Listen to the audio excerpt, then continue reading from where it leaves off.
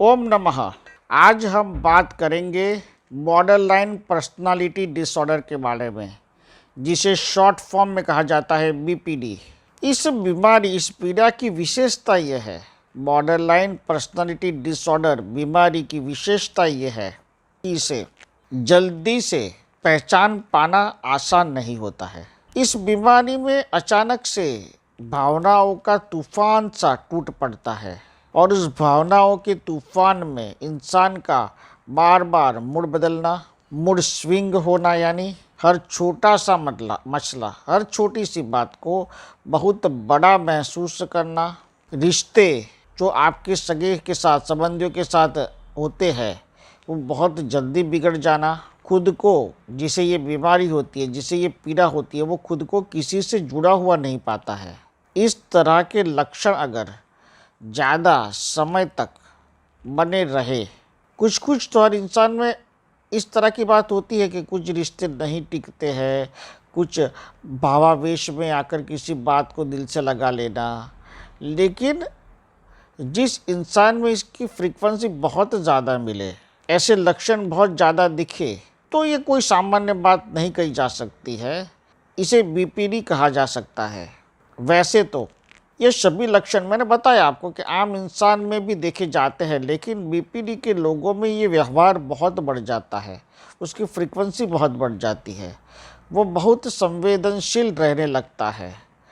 कुल मिलाकर यह व्यक्ति की छवि, व्यवहार और मूड में तेज़ी से बदलाव आने की एक मानसिक बीमारी है। यदि इसके इलाज में देरी की जाती है तो व्यक्ति बीपीडी के साथ साथ डिप्रेशन का भी शिकार कभी कभी हो सकता है। और यह डिसऑर्डर पुरुषों की तुलना में, ऐसा देखा गया है कि पुरुषों की तुलना में, रिसर्च में ऐसा देखा गया है, जिस तरह के पेशेंट आए हैं उस पर देखा गया है कि पुरुषों से ज़्यादा महिलाओं की तादाद, महिलाओं की संख्या ज़्यादा होती है। रिसर्च के मुताबिक बीपीडी के मरीज़ को आत्महत्या के विचार ज़्यादा आते हैं। ये बहुत ख़तरनाक बात है, इसीलिए ये बीपीडी का प्रॉब्लम बहुत ज़्यादा घातक माना जा सकता है। मेरे हिसाब से लगभग 80% मरीज़ आत्महत्या के विचार करते ही रहते हैं। ज़्यादा परेशान होने पर वह खुद को काट लेना, जला लेने जैसे विचारों से भी वो घिर जाते हैं। अब हम बात करेंगे बीपीडी के, बॉर्डरलाइन पर्सनालिटी डिसऑर्डर के लक्षणों के बारे में। बीपीडी के लक्षणों की अगर हम बात करें तो ऐसे लोगों को लगातार अपने आसपास के लोगों के साथ तालमेल बिठाने में दिक्कत या परेशानी का सामना करना पड़ता है। आमतौर पर व्यस्त होने पर इसके कुछ ऐसे लक्षण, यानी कि अगर ये प्रॉब्लम बढ़ जाता है तो ऐसे लक्षण आपको सामने दिखने को मिलते हैं पेशेंट में। नंबर 1, व्यक्ति अंदर से खालीपन महसूस करता है। नंबर 2, खुद को अकेला समझने लगता है। नंबर 3, बीपीडी से पीड़ित व्यक्ति कभी कोई निर्णय ठीक से नहीं ले पाता है। चुनाव करने में वह हमेशा कठिनाई का सामना करता है। किसी भी डिसीजन लेने को वो बड़ी कठिनाई या परेशानी का सामना करता है। 4, दूसरे लोगों के साथ उनके रिश्तों में अस्थिरता देखने को मिलती है। उनके कोई रिश्ते लंबे समय तक नहीं चल पाते हैं, यानी कि दूसरों के साथ कोई विवाद खड़ा कर देना या किसी दूसरे की छोटी बात को दिल से लगाकर उसे बहुत बड़ी कर देना, इस तरह से। 5, कई बार ऐसे लोग दूसरों को अधिक प्यार करने लगते हैं या कई बार अधिक नफरत करने लगते हैं, यानी कई बार इतना प्यार करते हैं कि आप सोच भी नहीं सकते और नफरत इतनी करते हैं कि आप समझ नहीं सकते। 6, व्यक्ति हमेशा असुरक्षा और डर के भाव में घिरे रहता है। 7, उसे अचानक से बहुत तेज गुस्सा आने लगता है, क्रोधित हो जाता है। 8, ऐसे लोग बहुत ही जल्दी से गुस्से में आते हैं और मन में कुछ न कुछ वो ठान लेते हैं और उस जो ठान लेते हैं वो बात उन्हें तुरंत करनी होती है, फिर वो समय और हालात का ख्याल नहीं रख पाते हैं। 9, चिंता और डिप्रेशन की भावना से वो घिरे रहते हैं। ऐसे कई सारे लक्षण बीपीडी पीड़ित में देखे जाते हैं। बीपीडी होने के कारण, वैसे तो बीपीडी होने के कई कारण हो सकते हैं, लेकिन जो मुख्यतः है नंबर 1, आनुवंशिक कारण। परिवार में माता पिता में से किसी एक को यह बीमारी होने पर बच्चों में इसके होने की आशंकाएं थोड़ी बढ़ जाती है। नंबर 2, हार्मोन असंतुलन यानी हार्मोन्स इनबैलेंस।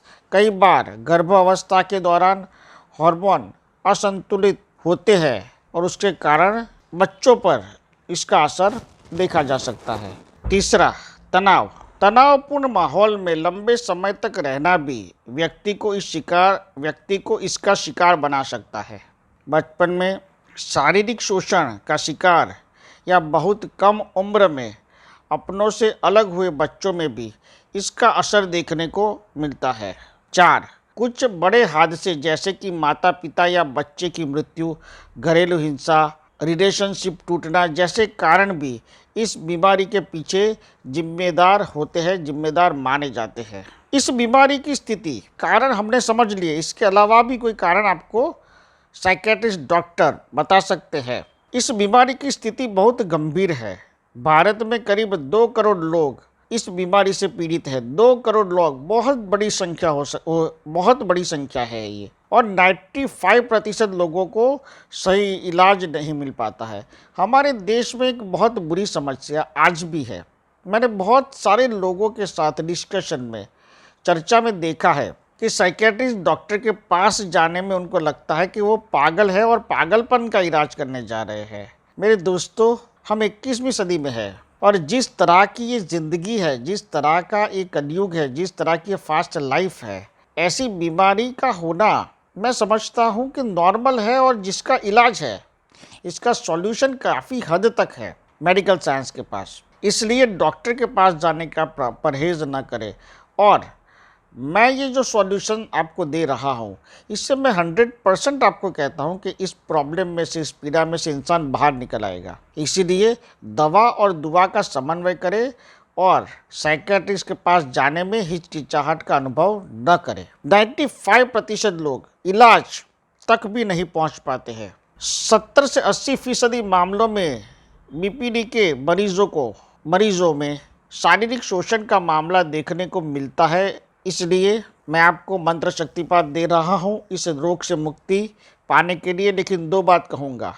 नंबर 1, अगर आपको लगता है कि आप बीपीडी से पीड़ित है या घर वालों को लगता है कि घर का सदस्य कोई बीपीडी से पीड़ित है, तो साइकेट्रिस्ट की, मनोचिकित्सक की मदद ले।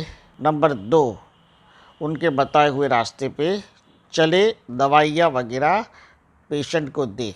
अब मैं आपको मंत्र शक्तिपात जो दे रहा हूँ, वो मंत्र शक्तिपात आपको 4 महीने तक सुनना है।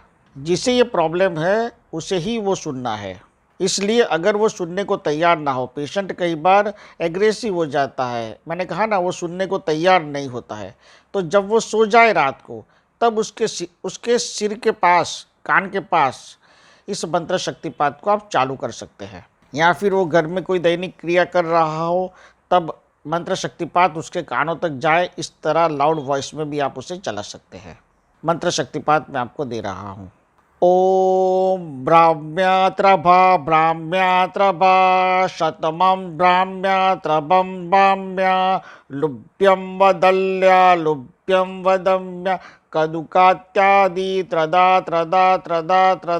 महातिमप्यं प्रदातं त्रदालं नमः कर्मट्टहाति नमः। ओम त्रदम व्ललां त्रदम वदम त्रदा त्रिदा वहाति चकत महाति त्रदा। ओम नमः। इस मंत्र शक्तिपात को रोजाना दिन में 1 बार पेशेंट को सुनाना है। मैं मेरे साइकेट्रिस्ट मित्रों से, डॉक्टरों से ये इल्तिजा करूँगा कि वो अपने साइको काउंसिलर में इस मंत्र शक्तिपात को ऐड करें। मेरा 100% ये मानना है कि इससे बीपीडी के पेशेंटों को बहुत राहत मिलेगी, क्योंकि साइकेट्रिस्ट डॉक्टर दवा के साथ साथ काउंसलिंग भी करते हैं, डिस्कशन भी करते हैं। ऐसे वक्त में अगर 1 मिनट का ये मंत्र शक्तिपात पेशेंट को सुनाया जाए तो उससे लाभ होना ही है। ओमकार का दिव्य चैतन्य और आशीर्वाद बना रहे और इस मंत्र शक्तिपात से बीपीडी के पेशेंट अपनी पीड़ा में से बाहर निकल आए, ऐसी मेरी ईश्वर से प्रार्थना है। ओम नमः। सद्गुरु ओम ऋषि प्रितेश भाई यूट्यूब चैनल पे सब्सक्राइब कीजिए, बेल आइकॉन दबाएं और आने वाले लेटेस्ट वीडियो आप देख सकते हो।